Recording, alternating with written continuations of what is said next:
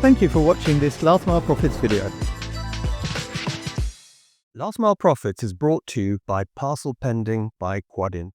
Gary, wow, this has been a really exciting week, and we are going to do this exceptional edition of Last Mile Profits to talk about, well, InPost and FedEx. I mean, we've got to. I've sent you a quick note over LinkedIn that, if we don't do it over WhatsApp, if we don't do it now, we won't have an opinion for 5 weeks. And I'm seeing my feed on LinkedIn fill up with these other bloody pundits that think they've got the answer to everything via AI, obviously. But we need to get our word out there. Absolutely. And, actually talking about AI or views that perhaps are not as accurate as they might be, let's start maybe with the fact that this is not a done deal. I personally believe it's quite likely, but it isn't a done deal. And you're getting people writing about this is happening or it's done. It isn't done. And even if it was done, FedEx have 37%, not a controlling stake. So I think this is important. And Gary, our mutual friend Henk Slotboom, with whom we do some stuff from time to time, shared some of his comments. And, they're actually quite salient points. Number one, the people who bought at IPO at 16 euros per share are not going to be thrilled several years later to be selling at 15.6. So I think what might happen, either because they've already got 48%, the guys managed to get to the 80% level, in which case the others are forced to sell. But if they come short, then I think there's going to be a need to increase the price. They have got the... They would have made such a public pronouncement without doing a bit of due diligence and know they've got the shares in the bank to make it happen. I don't think so, Gary. I think what they're counting on is that the rest of the shareholding, it's a lot of small shareholders. I'm trying to find the right word for it, but it's not, big shareholders that can... It's not institutional shareholders. It's privateers that have made their a small investment. Well, some of them, Gary, are institutional, but nevertheless, it's a spread. You've not got people with 5 or 6 companies with significant shares there. But I think, we're not the financial people with the industry people. So maybe we can have a call with Henk at some stage and we can talk about that. But I think what was important to stress at this point is that this isn't a done deal. But maybe from our perspective, because the thing that we can, Gary, talk about is why this could be good news for FedEx and for InPost. Can I just say one other financial thing? I did see a note on LinkedIn that really intrigued me. If you do a little bit of baby maths, which is my favorite thing, take the number of lockers, divide it into the amount of money being paid. It's 125 grand per locker. Now, if you consider that their lockers are big, but they buy well, let's say they cost 25,000, a couple of grand to install. It's a massive premium. They're buying a lot more than a fleet of lockers. I think you're right. But Gary, I think this is a misnomer because what you're buying is a business at steady state, which is the case in Poland, is making 45+% EBITDA. That's what people are buying, not the lockers. And even if you look at the lockers, it's not the value of the lockers, which I think is a bit lower than you mentioned, but it's the location, it's the brand equity, and so on. And this was my point. It's don't just think you're buying all the InPost lockers and FedEx is going to service them. They've got to be buying a lot more than that, and I think they are. And I think so. We're agreed. But maybe the big thing then: do you want to be FedEx or do you want to be InPost? Take a choice. I'll be FedEx. Okay, so I'll be InPost. Here we go. So for the InPost side, what is the benefit? In my opinion, the benefit is actually twofold. One, and this has to be the holy grail. By the way, for anyone Polish, America is the big deal. So this is a relatively safe way potentially to get to the US market, which, a lot of big players, even Deutsche Post have had a few, Deutsche Post DHL have had a few challenges isn't the word, few have, shall we say, slightly unsuccessful ventures. So I think that's one thing. The second thing is, even within Europe, some of the countries perhaps that InPost would like to be in could be very complementary with FedEx. Remember, FedEx is FedEx and TNT infrastructure. And then you've got the rest of the world. So I think from the InPost perspective, this opens up.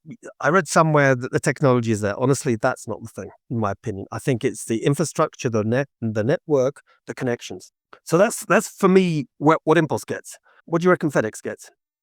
I think 2 things. I think you're right. In some European markets, the TNT acquisition by FedEx, which is a good decade or more ago now, has delivered them reasonable market share.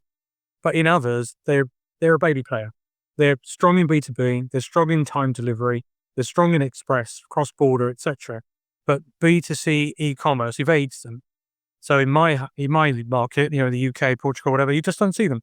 You don't see them delivering to homes. So I think what FedEx have done is looked in 10 years from now, 5 years from now, and said, this market's going out of home. I can't make the penetration into B2C I want with my cost base. I'll skip all of that and I'll jump to the end game. I'm not calling FedEx a third world country, but this is a little bit like some countries where didn't bother putting the copper wire telephone system in. They went straight to mobile. They skipped that level of infrastructure and jumped to the end game. And I think that's why FedEx have been super smart and gone, out of home's coming. We're going to get there first with the market leader, and we're going to become the market leader in out of home and use that. In the US, they're going to use it to compete with Amazon home delivery. They're going to use it to compete with UPS ground. They're going to even use it to wipe the floor with USPS possibly. So I think it's an incredible move. I agree, because the truth, InPost wrote the book on out of home, and this opens up so many doors. When I did the due diligence on InPost in 2015, it was a very different company. The problems it then had was, and it was financially insolvent. The problems it had then was that it expanded too fast without the infrastructure, the resources, people resources, and other. Today, they're a different company. They've got far better, I would say, technology, people resources. And with someone like FedEx helping them open doors, wow, the opportunity is amazing. And I agree with you, FedEx, I call them a legacy carrier, because although they were the leader, they were the guys who in many ways invented modern They were tracking parcels. They were the first company to do tracking, 1973. And look at that, Gary. They were really the trendsetters, the innovators. And in my opinion, they became legacy carriers. Not just them, but they did. And this allows them, exactly as you said, to basically leapfrog over everyone else. Yeah. Take a lead. And although I know Amazon well, I spent a year in the States with Amazon, and while they wrote the book on fulfillment centers, and they have learned an awful lot, I think together with InPost, this is going to be a very interesting scenario. I think this team could, if they work well together, be a real challenger for the US. Yeah, and with the depth of pockets that brings, InPost are a big company for Europe. They're a huge company for Poland, massive company for Europe, but for the States, FedEx are enormous. So the depth of pockets they have to invest and to roll it out and just say, look, we are going to fix our home delivery mechanism by not going to homes, or to really start to strip back on homes. But in my previous life, we were trying to work with FedEx to get them interested in an open network. It was like, when you see a little bird banging on the window of a huge glassy tower block and they can't figure out why they can't get in. That's what dealing with FedEx is like if you're a small company, because they are the shiny monolith. They've got all the power. So if they really apply themselves to this and take everything they've learned by watching the rest of the market, everything they've learned from InPost, I think it's going to be phenomenal. Well, you lead on to the last question, because this is such a big topic. We're going to run out of time in a minute. But honestly, I agree with you. I think this is an amazing deal. Do you think it's going to happen? Yeah, I think it's going to happen. I think that there's enough smart people in the room that they wouldn't have said a word if they weren't confident it was going to happen. It's going to create so much noise, so much speculation. I think we did a recent video where we called them clickbait. Every time we do a recording and then InPost is the topic in one way or another, the views spike. I think if you throw this all together, they know they get attention. They're the darlings of the industry. I think it's absolutely going to get over the line. Well, this is one, Gary, where we agree completely. From my side, chapeau bas to Raphael, to the Advent guys, to everyone involved. I think PPF also have been smart in looking forward. Maybe I would have gone for a slightly larger shareholding, because I think this could really work. But generally, super cool.